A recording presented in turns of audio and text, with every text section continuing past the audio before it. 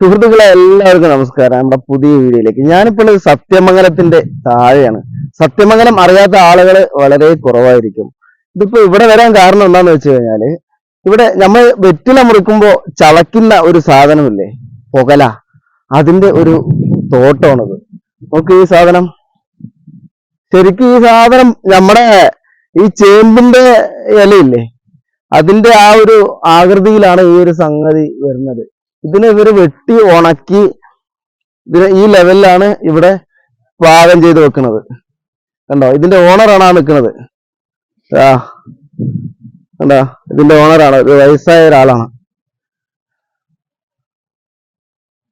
എന്താ സുഹൃത്തുക്കളെ, പുകല ശരിക്കും പറഞ്ഞാൽ നമ്മുടെ ആ ഒരു ചേമ്പിന്റെ ഇല അല്ലെങ്കിൽ വലിയ വലിയ ആ ഒരു ഇലകളില്ലേ, അതിന്റെ അതേ ഒരു ഇതിലാണ് ഈ സംഗതി.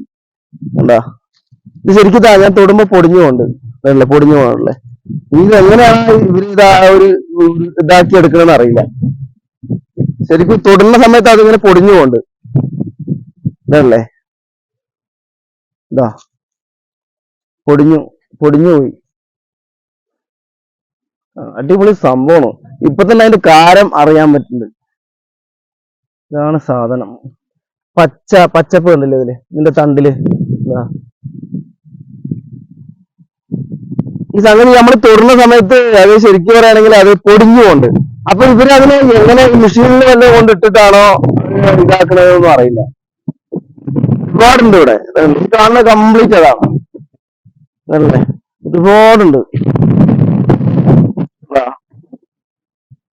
എന്താണെങ്കിലും ഓരോ ഭാഗത്ത് ചെല്ലുമ്പോ ഓരോ സംഗതികളാണ് നമുക്ക് കാണാൻ പറ്റുന്നത്. ഞാനിത് വേറെ എന്തോ സംഭവം ചെയ്തിരിക്കാന്നാ വിചാരിച്ചു. തോട്ടത്തിൽ വേറെ എന്തോ ഒരു സംഭവം ചെയ്തിരിക്കാന്ന് വിചാരിച്ചു. ഇത് ഒരുപാട് ദിവസങ്ങൾ നിൽക്കണമെന്നുണ്ട്, എന്നാലാണ് അത് മറ്റേ ശരിക്കും പോലന്റെ ആകൃതിയിൽ വരുള്ളൂ എന്ന് തോന്നുന്നുണ്ട്. എന്താ ഒരുപാടുണ്ട് ഈ ഭാഗത്ത്, കുറെ ഭാഗത്ത്. ഞാൻ വരുന്ന സമയത്ത് കുറെ അപ്പുറം കണ്ടു, ഒരുപാട് ഭാഗത്തുണ്ട്. ഇത് ഇവര് വെള്ളം നനച്ചു കൊടുക്കും തോന്നുന്നുണ്ട്. കാരണം എന്നാലാണ് ഇത് ഈ പൊടിഞ്ഞു പോകാതിരിക്കുള്ളൂ. പൊടിപ്പ് തൊടുന്ന സമയത്ത് അത് പൊടിഞ്ഞു പോകുന്നുണ്ട്. ഇനിയിപ്പോ ഇത് എന്താ ചെയ്യുമെന്ന് അറിയാമോ?